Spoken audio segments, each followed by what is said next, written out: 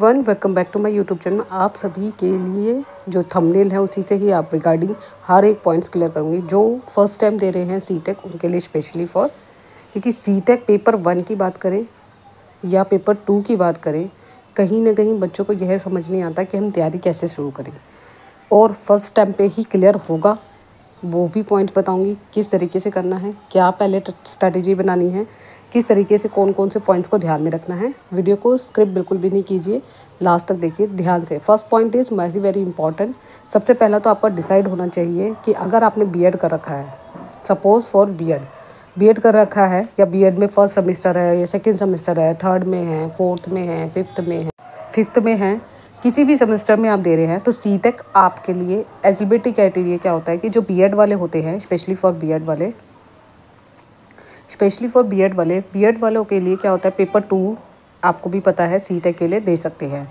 Paper 2 is compulsory होता है उनके लिए, बीएड के लिए। लेकिन अगर सपोज़ आप पेपर 1 भी देना चाहते हैं तो इसके लिए भी रिगार्डिंग मैं बता देती हूँ। पेपर 1 क्या होता है, डीएलएड होता है, जिनका जेबीटी होता है वो इस फॉर्म को भरते हैं और अपनी पीआरटी पोस्ट लेते हैं, और बीएड वाले टीजीटी में अप्लाई करते हैं। लेकिन पीजीटी के लिए ऐसे कोई क्राइटेरिया नहीं है, ना पेपर 1 देना है ना पेपर 2, सीधा डायरेक्ट आपका जॉब में जो निकलती है तो इसके बिहाफ पर आप अपने अप्लाई कर सकते हैं। ठीक है। सेकेंड थिंग इस इम्पॉर्टेंट पॉइंट है कि क्या जो बीएड कर रखा है उन्होंने सीटेक पेपर 1 देना है।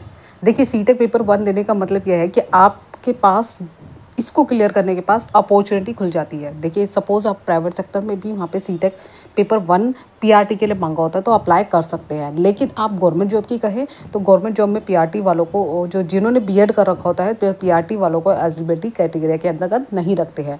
तो आपको क्या करना है, अगर आपने सीटेक पेपर 1 दिया है, सपोज जैसे किसी अदर स्टेट में जाना चाहते हैं, अगर अदर स्टेट में जाते हैं, जैसे बीपीएससी बिहार शिक्षक भर्ती में जाते हैं, बिहार शिक्षक भर्ती यानी कि अदर स्टेट में जाना चाहते हैं, तो वहाँ पे सीटेक पेपर 1 अगर आपका क्लियर है, सपोज आपका पेपर 1 क्लियर है, तो आपके 90 मार्क्स होने चाहिए, लेकिन वो जनरल में काउंट किया जाएगा। सपोज आप अगर दिल्ली में रहते हैं और आपके 82 मार्क्स आए हैं और आप अदर स्टेट में बनना चाहते हैं तो नहीं एलिजिबिलिटी होगा। तो सीटेक पेपर 1 क्लियर है और बीएड कर रखी है तो भी आप इस चीज़ के लिए अप्लाई कर सकते हैं अदर स्टेट के लिए। अगर आप दिल्ली में करना चाहते हैं तो दिल्ली में जैसे केंद्रीय विद्यालय स्कूल हो गया, एनवीएस हो गया, ईएमआरएस हो गया और DT+B हो गया, तो यहाँ पे आप पीआरटी के लिए एलिजिबिलिटी क्राइटेरिया के अंतर्गत नहीं आते बीएड वाले। डीएलएड वालों के लिए यह है कि वो पीआरटी ही भर सकते हैं, वो पेपर 2 देना चाहे लेकिन उनको बीएड करना ही पड़ेगा, कंपल्सरी है। वो पेपर 1 ही भरेंगे, यानी कि पीआरटी के लिए ही अप्लाई कर सकते हैं। अगर हम वो कहें टीजीटी के लिए तो नहीं कर सकते, क्यों? क्योंकि बीएड कंपल्सरी है। ठीक है, ये चीज़ मैंने आपको समझा दी। दूसरा पॉइंट जो कहीं ना कहीं बच्चों को आता है कि हम तैयारी कैसे स्टार्ट करें। देखिए, सबसे पहला सीट है कोई एक क्वालिफाइड एग्ज़ाम है जिसमें आपको जनरल कैटेगरी में, अगर मैं आपको एग्जांपल बताऊं कि तो जनरल कैटेगरी के लिए आपको भी पता है 90 मार्क्स होते हैं। इन केस 90 मार्क्स इसलिए बोल रही हूँ कि आपका क्वालिफाई हो जाएगा। अगर आप कैटेगरी है, SC है, ST है या OBC है तो 82 मार्क्स होते हैं, जिस दिल्ली में जितने भी सेंटर जॉब होती है उनके लिए ये दिया गया है। अगर है ना, ठीक है, ये 2 पॉइंट हो गए।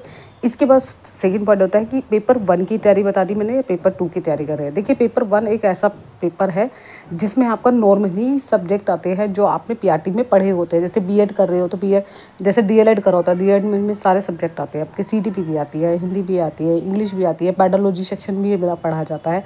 साथ ही साथ आपका जो ईवीएस है और आपका मैथ्स है वो जनरल आता है। ठीक है, ये आपको कहीं ना कहीं पता है जो बीएड कर रहे हैं। सपोज अब आता है पेपर 2 की। पेपर 2 में आपको पता है कोई बच्चे क्या होता है जब बीएड कर रहे होते हैं तो उसमें सब्जेक्ट चूज़ होता है। जैसे चाइल्ड डेवलपमेंट तो होता ही है, हिंदी पेडोलॉजी भी होता है, इंग्लिश पेडोलॉजी भी होता है, साथ ही साथ आपके कंबाइनेशन पेपर होता है। जैसे सपोज आपने जिस कोर्स से किया उसमें कई बार बच्चों को मिलता है एसएसटी सब्जेक्ट होता है और कईयों का साइंस और मैथ्स होता है। ठीक है, ये होता है कि आपकी ग्रेजुएशन में आपने कौन सी सब्जेक्ट लिया था उसके अकॉर्डिंग होता है, ये चीज़ होगी।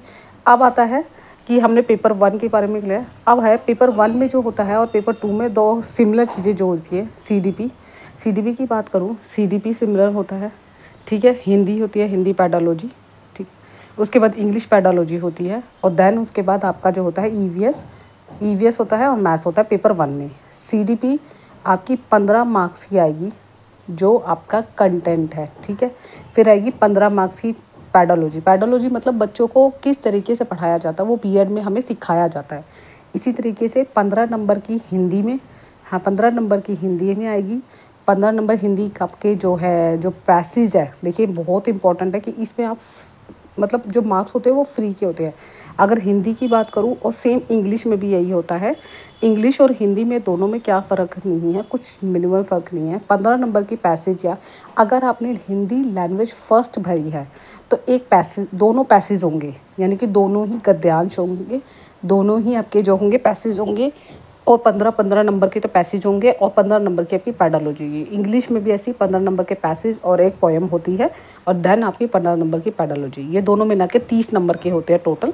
ठीक है, ये आपको क्लियर समझा दिया। उसके बाद आता है देन ईवीएस। ईवीएस की बात करूँ तो ईवीएस में क्या है, ईवीएस में भी यही होता है। 15 नंबर की आपकी पैडोलॉजी होती है, 15 नंबर का आपका कंटेंट होता है। जो कंटेंट पढ़ना है वो 3rd to 5th क्लास की, और 3rd to 5th क्लास के लिए मैंने लास्ट टाइम भी बताया था, अभी रिसेंटली भी बताई थी कि बुक्स थोड़ी बहुत चेंज हो गई है। तो आपकी एनसीईआरटी बुक्स को जो पुरानी है वो भी पढ़नी है, जो नई आई हैं उनको भी पढ़ना है। तो इसलिए आपने प्लीज़ इस चीज़ का ध्यान रखिए। 15 नंबर की ईवीएस में आपकी 6th 7th 8th और साइंस के कुछ टॉपिक्स हैं, कोई ज्योग्राफी के टॉपिक्स हैं, वो भी दिए जाने लग गए हैं। ईवीएस का भी लेवल हाई हो गया है। तो इसीलिए आपको ईवीएस के लिए आपको अपनी एनसीईआरटी बुक्स को ही फॉलो करना है। ठीक है, 15 नंबर की आपकी जो पेडोलॉजी है और 15 नंबर का जो आपका कंटेंट है जो ईवीएस एनसीईआरटी बुक से पढ़ना पड़ता है 3rd to 5th class. Maths के लिए भी यही सेम प्रोसेस होता है, 3rd to 5th क्लास की मैथ्स को पढ़ना है, प्लस 15 नंबर की वो होगी और 15 नंबर का आपका मैथ्स में भी कुछ लिमिटेड टॉपिक है वो पढ़ने होते हैं। ठीक है, अब आता है मेन पेपर 2 के लिए। सीडीपी के लिए भी मैंने बता दिया, सीडीपी पेपर 1 पेपर 2 में भी सेम होती है, हिंदी भी सेम होती है, इंग्लिश विषय में तो सिर्फ एसएसटी होता है। देखिए एसएसटी के लिए स्पेशली फॉर एसएसटी के लिए मैं बता रही हूँ, एसएसटी के लिए एनसीईआरटी बुक्स यूज़ करिए जिसमें से हमारे 40 मार्क्स की आपकी एनसीईआरटी बुक, जिसमें हिस्ट्री, ज्योग्राफी और पॉलिटी आती है। ठीक है, और साथ में 20 मार्क्स की पैडोलॉजी आती है जो एसएसटी से होती है। वो दोनों भी पढ़ना है। ये नहीं है कि आप एनसीईआरटी बुक्स को तो, क्योंकि आपके पास टाइमिंग बहुत कम है, आप 2 महीने लगा के चाहिए, जिसमें से 15 दिन तो आपको प्रीवियस ईयर के पेपर करके रिवीजन करनी है।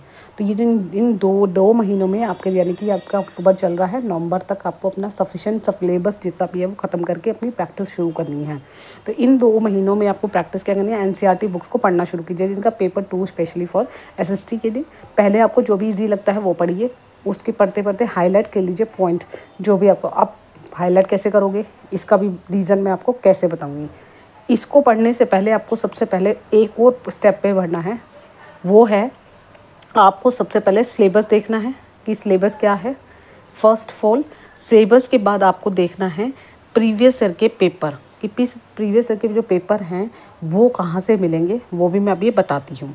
ठीक है, प्रीवियस ईयर के पेपर देखने हैं। प्रीवियस ईयर के पेपर देखने से क्या होगा, आपको आइडिया लग जाएगा कि क्वेश्चन किस जो एग्ज़ाम देने जा रहे हो उसका क्वेश्चन किस किस टाइप से पूछ रहा है। यानी कि एसएसटी का दे रहे हो या सीडीपी पेपर 1 का दे रहे हो या पेपर 2 में सीडीपी है, हिंदी है, आपका ईवीएस है, मैथ्स है, एसएसटी है। एसएसटी में हिस्ट्री कितनी पूछ रहा है, कितने क्वेश्चन पूछ रहा है, हिस्ट्री के कभी ऊपर नीचे हो जाता है, ऐसा नहीं है। हिस्ट्री के कितने पूछ रहा है, ज्योग्राफी के किस टाइप से क्वेश्चन पूछ रहे हैं, पॉलिटी से किस टाइप के क्वेश्चन पूछ रहे हैं, तो ये आपको आइडिया लग जाएगा। उसके बाद अपना सिलेबस देखिए।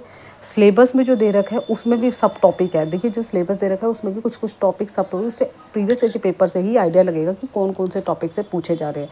तो आपको फर्स्ट टाइम दे रही हूँ उनके लिए है ये वीडियो, क्योंकि फर्स्ट टाइम में हमें दिक्कत होती है कि हम सिलेबस देखें या फिर प्रीवियस ईयर के पेपर देखें। कई बार होते हैं बच्चे प्रीवियस ईयर के पेपर नहीं देखते और सीधा सिलेबस देखते हैं और देन अपनी तैयारी शुरू कर देते हैं, बस सफिशेंट। ये नहीं होगा, आपको सिलेबस देखना है, फिर प्रीवियस ईयर के पेपर आपको आइडिया लग जाएगा, फिर उसे पढ़िए और हाईलाइट करने का आइडिया है कि इस क्वेश्चन में, इस टॉपिक से इस क्वेश्चन में आ रहे हैं, उसको लिखते जाइए। जैसे क्वेश्चन है सपोज आपका सीडीपी में है, जैसे प्याजे की थ्योरी होगी, कोलबर्ग की थ्योरी होगी, ली वाइगोस्टी की थ्योरी, तो इसमें से भर के क्वेश्चन आते हैं। तो आपको पता है कि इसमें से एग्जामिनर ने पिछले प्रीवियस ईयर्स में कितने भी क्वेश्चन पूछे गए थे, तो उस क्वेश्चन को आपको देखना है। हाँ, इसमें से इतने क्वेश्चन हैं तो उसको हाईलाइट करके टॉपिक वाइज लीजिए कि इस क्वेश्चन में इस टॉपिक से इतने क्वेश्चन पूछे गए थे। प्रीवियस के 2 ईयर्स के पेपर कीजिए। ठीक है, एंड सेकेंड थिंग इज़, ये करने के बाद ही आप अपना कंटेंट या आपके पास जो भी बुक्स अवेलेबल है, नोट्स अवेलेबल है, वो पढ़ना शुरू कीजिए। बच्चे मुझे मैसेज करते हैं मैम बुक्स के लिए, देखिए मार्केट में बहुत सारी बुक्स है। अब तो सीडीपी के लिए, पहले तो ये होता था, देखिए सीडीपी के लिए हो जाए चाहे हिंदी के लिए ली जाए, मैं बता देती हूँ। एक तो हमारी सचिन सर की है, सचिन सर की ले सकते हैं बुक्स, वो भी मार्केट में अवेलेबल है। ठीक है, और सरोहा पब्लिकेशन की भी बुक्स मुझे अच्छी लगी, क्योंकि मैंने जब तैयारी की थी तो मैं इंग्लिश मीडियम और हिंदी मीडियम दोनों में है, बाइलिंगुअल बुक्स है। सरोहा पब्लिकेशन की बुक्स आपको ऑनलाइन भी मिल जाएगी, अमेज़ोन से भी मिल जाएगी, फ्लिपकार्ट से भी मिल जाएगी। अगर आपको नहीं होता तो मैसेज कीजिए मुझे कमेंट्स बॉक्स में, मैं ज़रूर बताऊंगी। सीडीबी की मिल जाएगी, पेडोलॉजी की, इंग्लिश की, मैथ्स की, एसएसटी की भी मिल जाएगी। लेकिन एसएसटी की आपको क्या करना है, नहीं लेनी है। एसएसटी के लिए बहुत बच्चे परेशान होते हैं कि हम बुक्स ले लें, कोई गाइड ले लें। नहीं, एसएसटी के लिए कोई गाइड नहीं लेनी, कोई बुक्स नहीं लेनी। आपको मैं यहाँ पे एनसीईआरटी बुक्स कह रही हूँ, वही पढ़ना है और उसको हाईलाइट करना है, ठीक है। अब यहाँ पे एक पॉइंट और होता है एसएसटी के लिए, मैं बता दूँ। एसएसटी में जो अभी 6 क्लास की है उसमें कुछ कुछ चेंज हुआ है। एक तो थीम की वाइज दिया, 5 थीम दे दिए गए हैं। उन 5 थीम में भी सब थीम दे दिए गए हैं, तो उसको भी पढ़ लेना।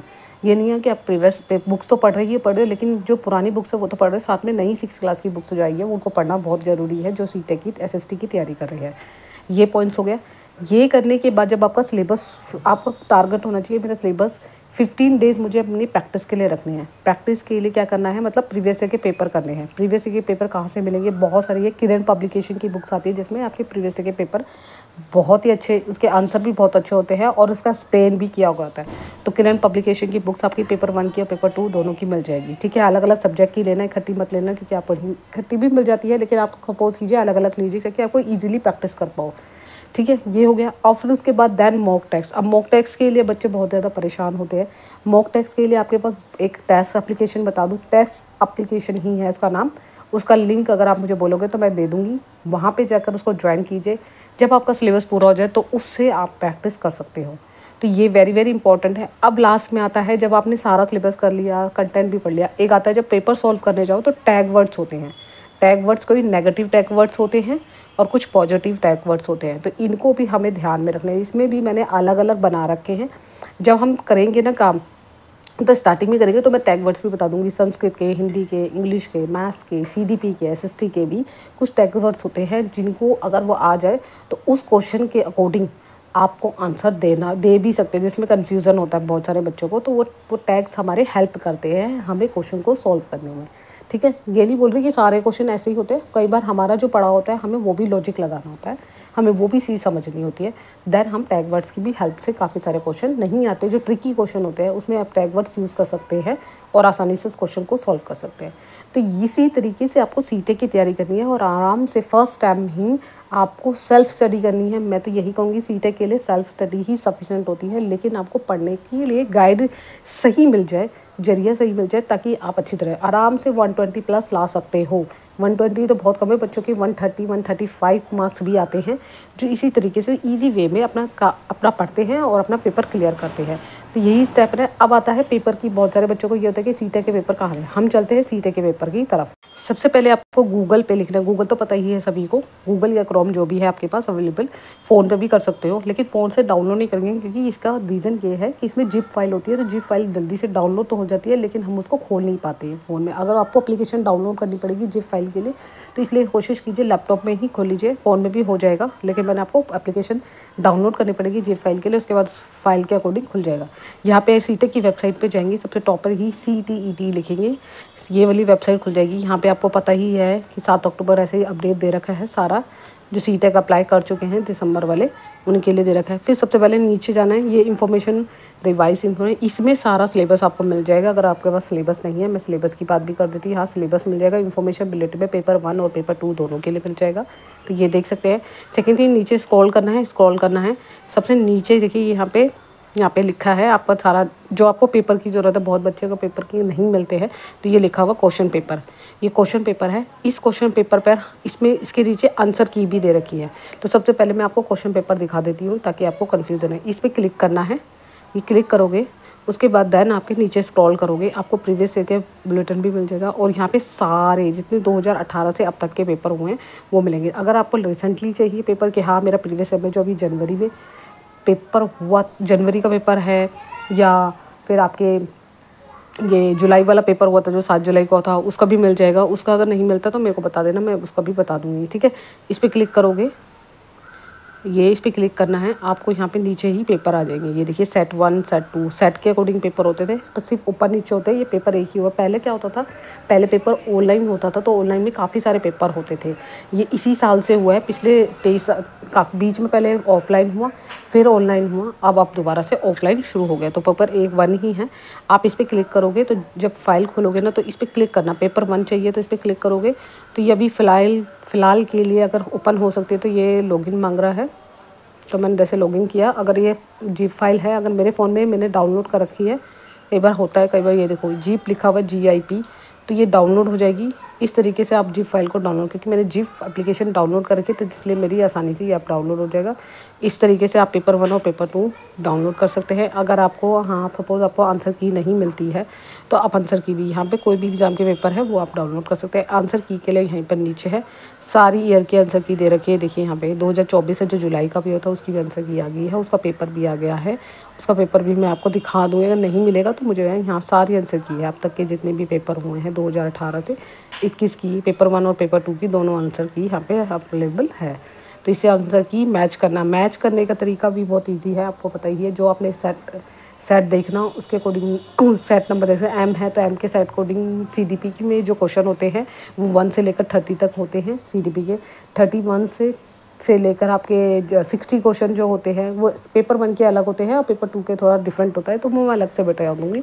ये सिर्फ मैंने आपको पेपर बताया कि यहाँ से आप डाउनलोड कर सकते हैं या फिर कोई बुक्स ले सकते हैं। बुक्स प्रीवियस ईयर के पेपर की काफ़ी सारी बुक्स अवेलेबल है अमेज़ोन पे, फ्लिपकार्ट पे, किरण पब्लिकेशन की है और भी अदर है, लेकिन मुझे किरण पब्लिकेशन की बुक्स ही अच्छी लगी, जिसमें से मेरे पास पेपर 1 की भी बुक्स अवेलेबल है। मैं आपको किसी दिन अगले नेक्स्ट वीडियो में दिखा दूँगी। तो वो इंग्लिश मीडियम और हिंदी मीडियम में भी मिल जाएगा, दोनों में। आप इंग्लिश हिंदी इन दोनों में जो भी आपको लेना चाहते हैं वो ले सकते हैं। ये इसलिए बता रही हूँ क्योंकि बच्चों को पेपर नहीं मिलते हैं और वो इस चीज़ के लिए परेशान रहते हैं। इसी तरीके की तैयारी के लिए आपको यही तरीका सबसे बेस्ट होता है और अपना हर एक सब्जेक्ट को 1-1 घंटा दीजिए, आधा घंटा भी सफिशेंट होता है। लेकिन स्पेशली फॉर SST या सोशल साइंस वाले बच्चे या साइंस वाले बच्चे जो हैं, जो मैथ्स वाले हैं, उनको थोड़ा सा टाइम ज़्यादा देना होता है। और सीटेट का लेवल बहुत हाई होता जा रहा है, ये नहीं है, आपको भी पता है कि प्रीवियस के रिज़ल्ट के बाद भी जो रिज़ल्ट आया उसके अकॉर्डिंग दिख रहा है कि बच्चे, काफ़ी सारे बच्चे तो अपना मार्क्स गेन कर रहे जा रहे हैं। और यहाँ पे एक इम्पॉर्टेंट बात है, एक बार देने के बाद दोबारा नहीं, क्योंकि लाइफ टाइम आपकी वैलिड होता है। ठीक है, आज की वीडियो में इतना ही। इसके अलावा कोई भी डाउट्स हो मुझे कमेंट्स बॉक्स में कमेंट करना, अगर मेरे से जितनी हेल्प हो सके मैं करूँगी। और बाकी फ्री नोट्स मैं अपने टेलीग्राम चैनल पे दूँगी, तो मेरा टेलीग्राम चैनल भी डाउनलोड कर सकते हैं। Thank you so much, bye bye, take care, have a nice day.